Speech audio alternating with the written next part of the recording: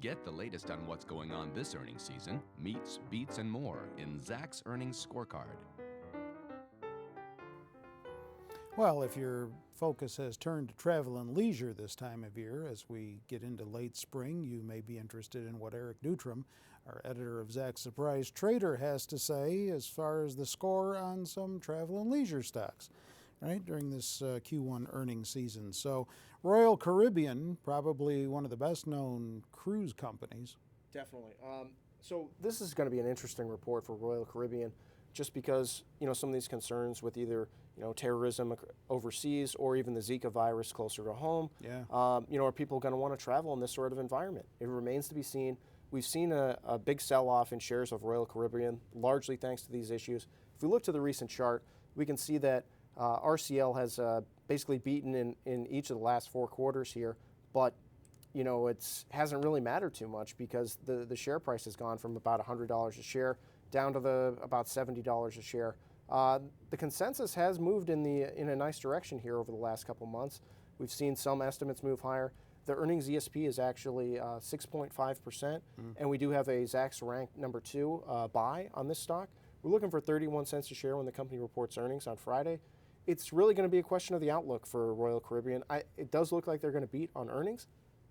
But, if these sort of terrorism and virus concerns really outweigh any of these benefits, we might not really see much of a pop in this name. It's really too bad, as, the company is on a strong footing, and they've done a great job of getting some new ships out there and, sort of getting fresh people to the cruise market. Right. But with some of these more macro-related concerns, it's going to be difficult to really see a nice pop. But, I think we can hope for the best with Royal Caribbean. Do you think the cruisers are going to be more subject to that headwind than, let's say, the airlines are? That's a good question. I think it really depends on, if you're talking about the virus stuff, I think the Caribbean market is really going to be more impacted. I think the whole idea of, being on the ship and know where to really go is going to really hurt things. I know in general anything in the Caribbean and even South America has been hit, be it airline focused stuff or travel and any area of the market. So it's really more dependent on what the company is focused in on than anything. All right. Of course, if you're in an airplane, it's not like you can say, I'm going to go sit out on the patio. That is true. That is true. But it's just a couple hours. I think that might be the thinking there. Yeah. All right. Well, if you're traveling, then you need a place to stay. So Marriott International might be something to look at. That's right. Marriott also has a pretty good track record in earnings season. We're looking for 84 cents a share from this hotel operator. It's a Zacks rank number 3 right now. Haven't seen too much activity in terms of their recent estimates. We have an ESP of 0 in this company. If we look to the recent chart here, we can see excellent track record in earnings season. But once again, much like Royal Caribbean, a kind of a bearish trend here over the last couple months. It hasn't been as bearish as Royal Caribbean, but Marriott has still faced some pressure as of late, even though it's seen a bunch of nice earnings estimate beats here over the last couple quarters. Not really anything too much to get excited about for this one right now because of that neutral ESP and some of these larger headwinds at play. But, a solid company with a good track record of beats. We can see they just have one miss here in the last, basically 5 years. So they certainly know how to manage expectations when it comes to earnings. Yeah. And then if you're into theme parks, there's Six Flags. That's right. If you're looking for more of a domestic play, Six Flags could be the way to go.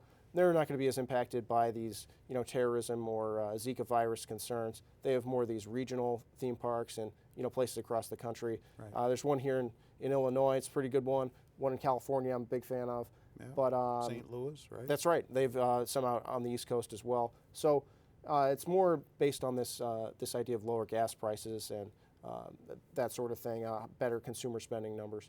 But this is going to be a sluggish quarter for Six Flags. This sort of spring quarter is not really their key times. The summer's really where they make the bulk of their money. Yep. But estimates have been rising into this report. If we look to the chart here, we can see that the trend is pretty positive.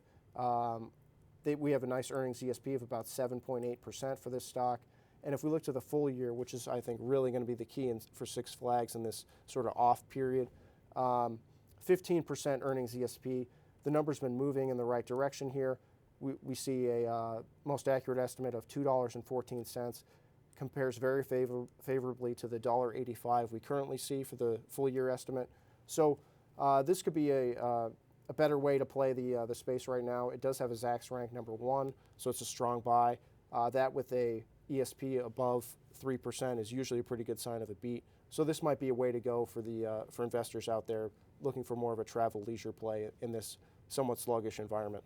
All right, don't forget, check out more stock information on our website, Zacks.com. If you're not there already, get on over to the homepage because there is where you can link to it all from. With Eric, I'm Terry Ruffalo.